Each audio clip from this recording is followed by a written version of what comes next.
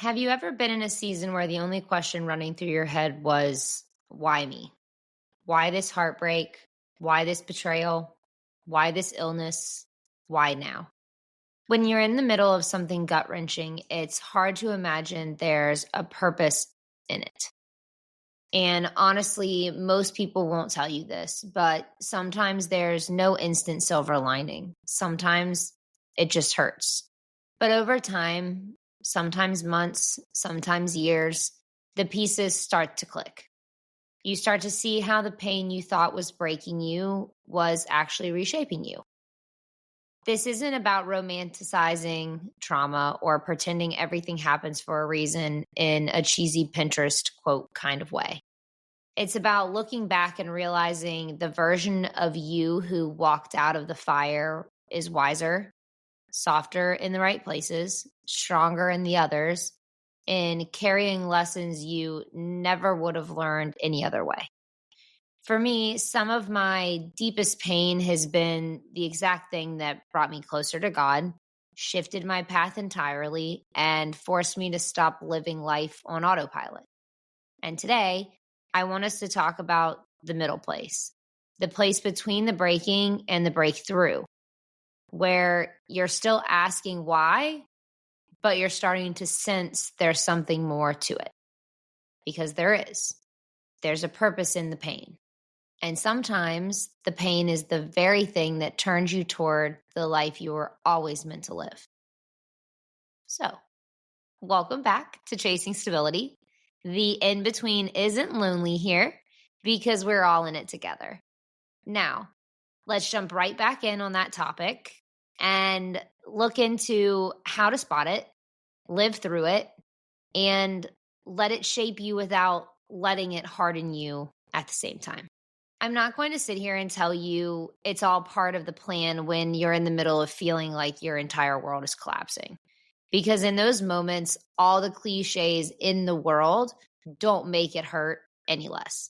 Sometimes the most honest thing you can do for yourself is just admit it. Admit it hurts. Admit you hate what's happening. And admit you wish it honestly wasn't happening at all.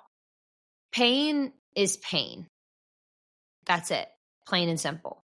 And pretending it's not there doesn't make it go away. It just pushes it deeper inside. There's a toxic positivity culture that tells us to just be grateful for everything all the time, even in the hardest parts of our suffering. But the truth, you don't have to be grateful for the pain itself to eventually be grateful for what it taught you or how it brought you to the light or whatever it may be. We do ourselves a disservice when we try to skip the messy middle and rush to the lesson, because without acknowledging the depth of the hurt, you can't fully appreciate the strength it took to come back from it. God never said we wouldn't feel pain. It's a part of life. He just said we wouldn't go through it alone. And if you think about how everyone in the world experiences pain, all of the same pain at different times in our lives, the pain doesn't feel so big. But when we skip over the reality of how bad it was or how bad it felt to you, you also skip over the beauty of how far you've come and how happy you get to be now.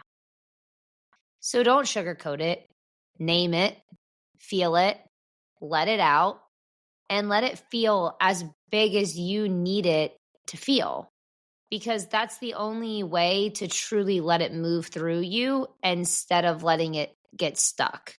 3 days ago, I completed my first intensive EMDR treatment, and I didn't really necessarily think I was going to talk about it, but it kind of just matched up perfectly. So it taught me about this stuck trauma. When you think a trauma you have or had is gone because you just pushed it away and moved on. But your body won't do that same thing per se.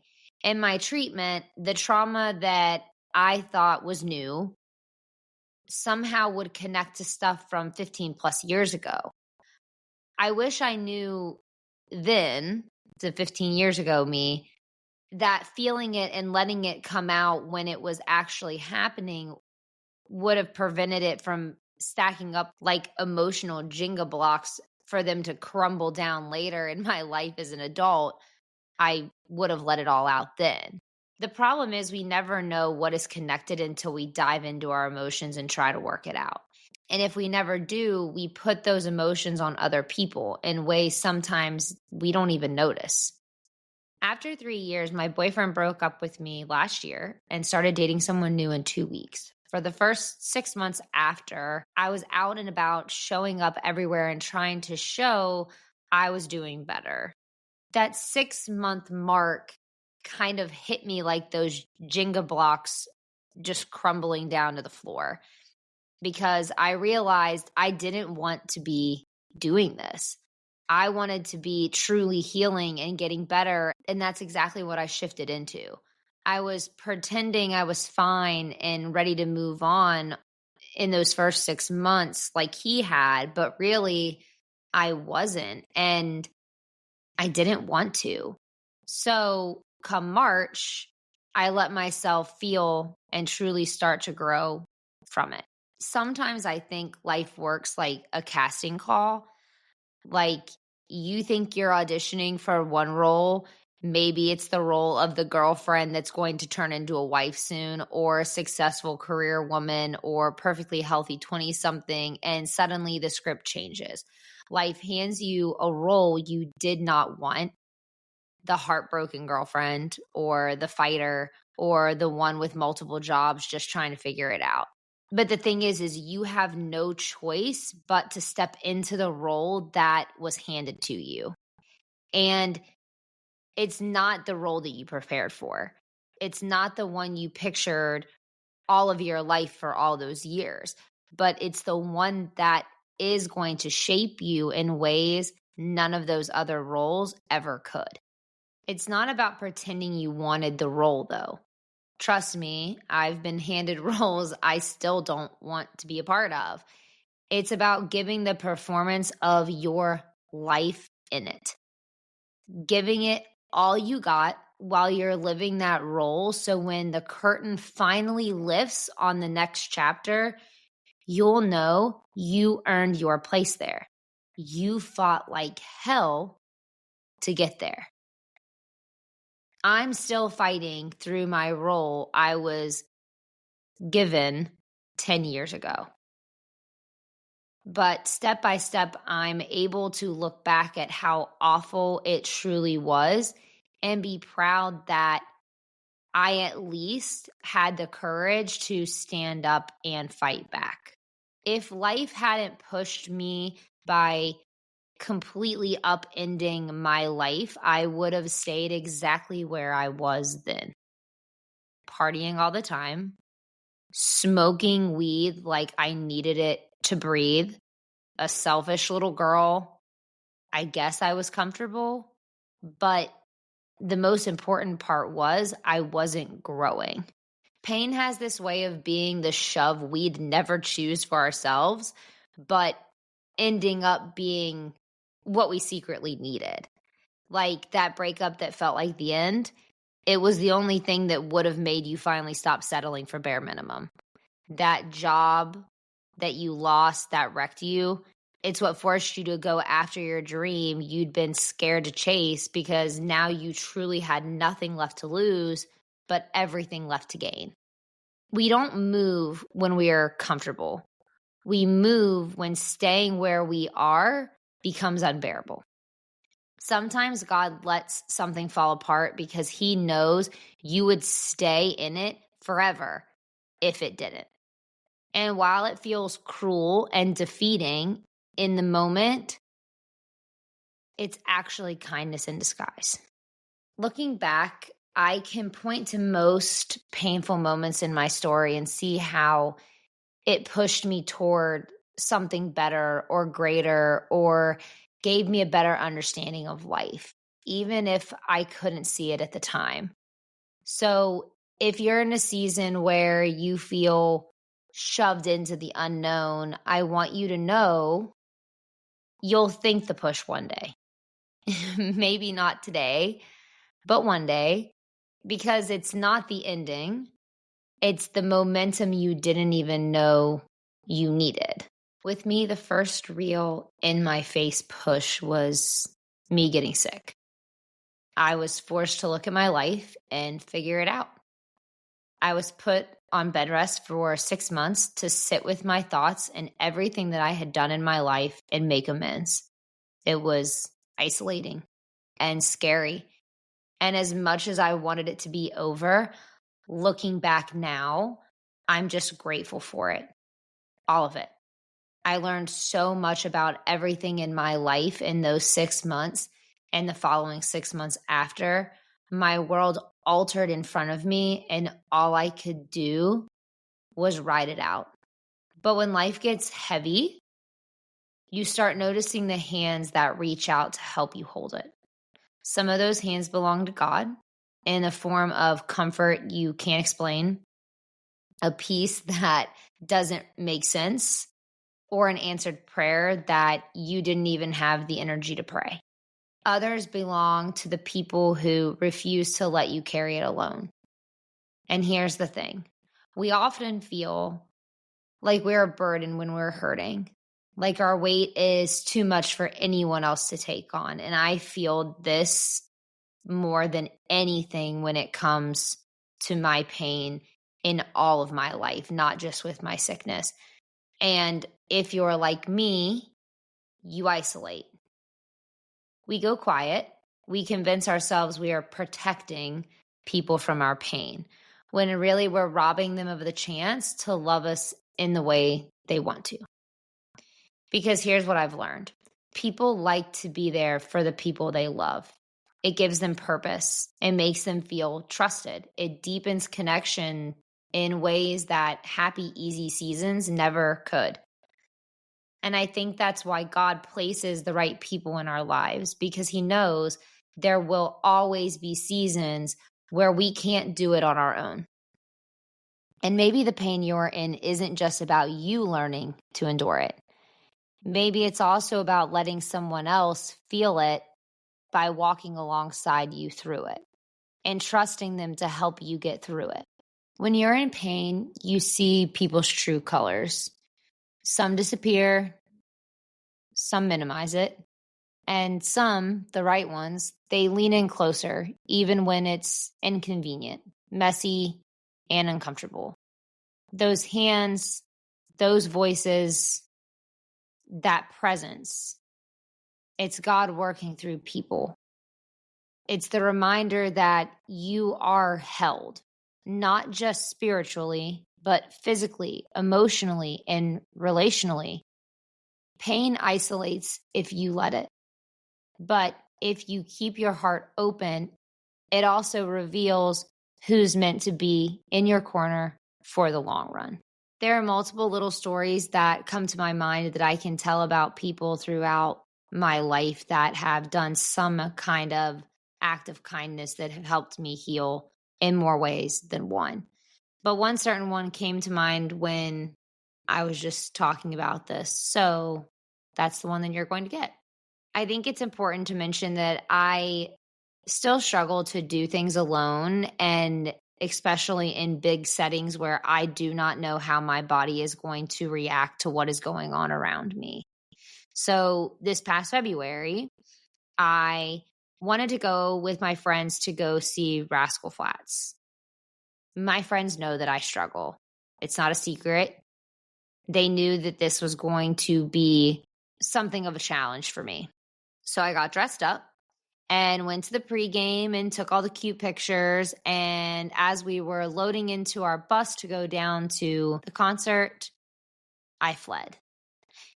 Because the pain and anxiety I was feeling was too much. I didn't think I could make it through the opener and the actual concert. And in that moment when I fled, I felt like such an idiot and a burden to my friends all at the same time. I started feeling better later on in the evening, and I had been keeping in touch with them throughout the concert, and I was like waiting for when Rascal was actually going to come out. I eventually made my way back down to the concert, and when I walked in, half of them were waiting at the gate for me to get there. They held my hand and walked me through all of the people, and once we were with the rest of the group, everyone else that was there all hugged me, and they told me that they were happy that I was there, so on and so forth, normal friend interactions. They know that I appreciate what they did for me that night, but I don't think that they understand how much it meant to me that they didn't make my needs feel stupid and childish, because I think those things about me all on my own, right? And this is an example of giving the people that you love a chance. My friends had the chance to be the rock that I needed them to be when I was doing something that was very scary to me. And when they showed up and held me down, that feeling of loved in that moment is unmatched. You know, sometimes in life we get like a hard no about something that we think that we want. And that no you got was really just God's protection or better direction that you can't see. We pray for blessings, but forget that protection is also a blessing too. The school I wanted to go to rejecting me because my counselor didn't get my application in on time. Well, that led me to meeting some of my best friends that are part of my life every day now. The relationship you thought you couldn't live without, if you stayed, it would have crushed your soul. The opportunity you were devastated to lose, it would have kept you too small. God sees what we can't, and sometimes he lets something break because he knows it's the only way to keep you from breaking later. The hardest part about that is in the moment, protection and rejection feel the same. Pain comes in, and then there's like this brief moment where you choose to let faith step in, trusting that just because you don't understand it now doesn't mean it's not for your own good. I've learned to start thanking God for the doors he's closed, even the ones I was pounding on to get back in, because every single time I've looked back and thought, oh, I see it now. We think that purpose has to show up like a lightning bolt from God, dramatic, undeniable, the kind of moment that changes everything overnight. But most of the time, it's quieter than that. It's in the way you hear a random song at the grocery store that answers a question you've been praying about. It's in the stranger who says exactly the thing you need to hear without even knowing your situation. It's in the friend who texts you, I'm thinking of you today, at the exact moment you're breaking down. We overlook these moments because they don't feel big enough to be purpose. But sometimes God plants your next step in the smallest things, a phrase, a feeling, a reminder that you're seen. And when you start paying attention, you realize the mundane isn't truly just the mundane at all. It's a string of tiny confirmations designed to keep you moving forward. Maybe the reason you haven't found your purpose yet is because you're looking for a billboard when God's been handing you breadcrumbs. And here's the thing, those breadcrumbs, they often show up in the middle of the pain. It's his way of saying, hey, I'm still here. I haven't forgotten you. Please keep going. I think sometimes we miss it because we've convinced ourselves purpose only exists in grand gestures or major life milestones. But purpose can live in how you make your morning coffee and the thoughts that come to you while you're stirring it. It can live in the way you keep showing up for life, even on the days when you'd rather not. It can live in the softness of listening to someone else's story when you could have made it about your own. And when you start to treat the small moments like they matter, you realize they're not so small after all. They're the proof that your life has direction, even in the seasons where you feel lost. And let's just be completely honest for a minute, because this can happen super quick if you let it. Pain will make you bitter if you don't fight it. But if you work with it or find a way to coexist with it, pain will make you wiser. Some lessons we can only learn by walking through the fire. Patience, compassion, boundaries, self-worth. When everything's easy, those things don't have to be tested. But when life gets a little unhinged, you start to see what actually matters. Pain has taught me more about who I am and what I value than any success ever has. It's stripped away my illusion about people's opinions, made me quicker to spot what and who's real, and given me a radar for my own limits. I wouldn't choose the situations I have gotten myself into or have been handed. They suck, and they still suck now, but I wouldn't erase any of them, because without it, I wouldn't be me, this version of me that I have actually grown to love and respect. And this version of me, well, she hasn't always been around.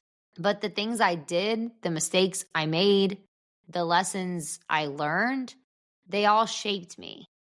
Do I wish sometimes that I didn't have to live them to learn them? Of course, but unfortunately for me, I just was not built that way when it comes to learning these types of things. So, long before I got sick or started this podcast, I would try to help people not make the same mistakes that I had made by telling them my story and hoping that my mistakes would prevent someone else from making that same mistake and not have to learn the hard way about the pain that comes with hard lessons sometimes. And this is when I learned one of the quickest ways to turn your pain into purpose is use it to help someone else. When you've been there, you can spot it in someone else's eyes. You can say, I know what you're going through, and actually mean it. And that connection, that's where healing multiplies. Your pain gives you a language that someone else desperately needs to hear. And when you use it to serve, to guide, to comfort, to advocate, it stops being just about what happened to you, and it becomes about what can happen for others because you went through it. I remember after I got diagnosed with POTS, I made a Facebook post about it and briefly explained everything that had happened and had been going on with me. I remember thinking, when all of the comments and likes were pouring in of people wishing me well and all that stuff, the only thing that I was hoping for was someone else would see this post who had POTS and they would reach out to me so I could have someone to talk about my situation with. No one ever did. I did have one friend who was really sick with Lyme, but we were going through such very different things that we couldn't understand what each other was going through. It was just more of like a thank God I had someone to suffer through it all with. And honestly, I don't know how either of us would have gotten through it without each other. But I still wanted someone else that knew about POTS in general. And it was crickets back in 2016. Fast forward a couple years after the post, and I started getting messages from friends from some point of my life about how they'd seen my post before and someone they knew was now going through it. They were lonely. Could they give them your number? They had a lot of questions. They really needed someone to talk to, so on and so forth. This still happens today because of that Facebook post where I shared my story. And it's funny because that little 26-year-old girl wanted someone to help her, wanted someone to be the voice for her. But it turned out that I was going to be the one helping people because of that post. I love when I get those messages, okay, because I want to talk to all the people and give them the hope that I wish that I would have had back then. But I also want to talk to them because I know what it feels like to have no one understand what you're going through. Not that people don't try. It's just one of those things that you can't fully get it unless you're sitting in that same seat. And even then with POTS, it's so different because no one patient has the same story. There's different symptoms, there's different signs, there's different healings, there's different spectrums of how intense your POTS was, so on and so forth. So having somebody to talk to makes it easier to go through. And when people reach out to talk to me about it because they feel alone, it gives me this sense of purpose. We often think purpose is a career, a passion, or a perfect end-game goal. But sometimes your purpose in a season is just to survive it. Sometimes it's to love your people well. Sometimes it's to grow into someone you barely would have recognized before in the best way possible. And sometimes it's to rest so you can show up for what's next. Purpose isn't always loud. We can't all be given such a flat out talent that makes it so easy for us to know this is what we're made to do. Sometimes it's quiet and steady, and you only recognize it in hindsight. Pain can shift your purpose, but it doesn't erase it. So, if you're listening to this right now in the middle of your own pain, I want you to hear this, and I want you to do your best to believe it. Because it is okay if you can't see the purpose yet. And it's okay if all you see is the mess and the pain. Your job right now isn't to have it all figured out. It's to keep going. Because one day you're going to look back and see that this season didn't break you. It built you.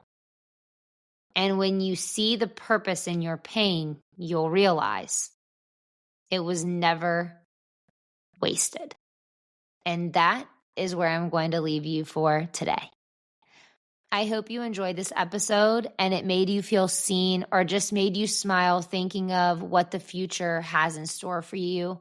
I appreciate you taking the time out of your day to listen. And if you haven't already, please follow the podcast so it gets pushed out to more and more people like us who need to hear it.